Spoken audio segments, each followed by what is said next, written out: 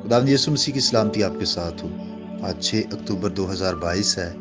मत्ती की इंजील के आयत ब आयत तफसीरी मुतालिया के सिलसिला में आज हम देखेंगे मत्ती की इंजील का 12वां बाब 41वीं आयत में यूँ लिखा है, नैनवा के लोग अदालत के दिन इस ज़माने के लोगों के साथ खड़े होकर इनको मुजरम ठहराएंगे, क्योंकि उन्होंने यूना की मनादी पर तौबा कर ली, और देखो यहाँ वो है जो यूना से भी बड़ा है। आमीन। खुदावंद यीशु मसीह यहूदी लोगों को इस तरह पेश करता है कि ये कैसी पुश्त है जिसे नैनवा के लोग मुजरम ठहराएंगे, क्योंकि नैनवा के लोगों ने तो यूना की मुनादी पर तौबा कर ली थी। वो अदालत के दिन इस जमाने के लोगों के खिलाफ खड़े होंगे। मसीह की क़यामत यानी मुर्दों में से जी उठना उनके लिए यूना नबी का निशान होगा, लेकिन इसका उन पर ऐसा मुबारक असर नहीं होगा जैसा यूना का नैनवा के लोगों पर हुआ था, क्योंकि उन्होंने इस वजह से ऐसी तौबा की थी जिसने उनको बर्बादी और तबाही से बचा लिया था। लेकिन यहूदी अपनी बेइतिकादी में ऐसे पक्के हो जाएंगे कि बहुत जल्द अपने ऊपर तबाही लाएंगे। मसीह उन्हें बार बार बुलाता रहा, बैठकर तालीम देता रहा, उनके इबादत खानों में तालीम देता रहा। मसीह ने ना सिर्फ हमें खतरे से खबरदार और आगाह किया, बल्कि दिखाया कि हमें किन बातों से तौबा करनी है, और ये यकीन भी दिलाया कि तौबा करने पर हम कबूल किए जाएंगे। मसीह ने कसरत से मौजज़ात किए, सारे मौजज़ात रहमत के भरे हुए मौजज़ात।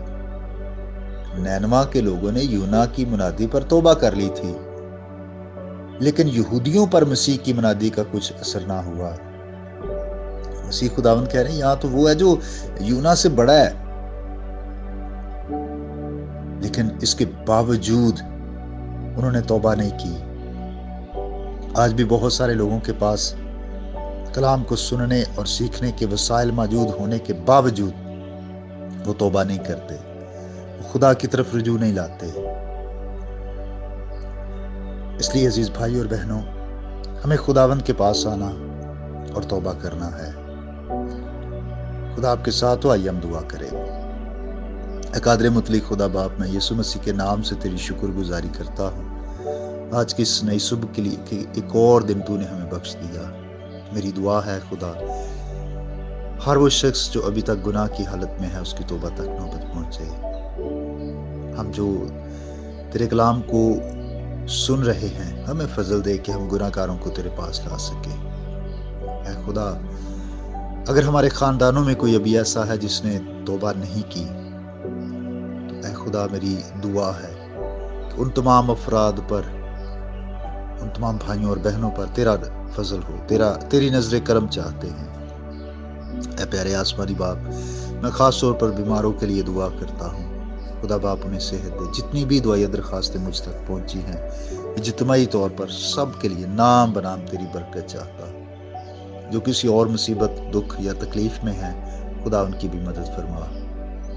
जो अपने रोजगार के सिलसिले में खानदान से दूर दूसरे शहरों या दूसरे मुल्कों में हैं, खुदा उन्हें बरकत दे, मसीह के नाम से आमीन।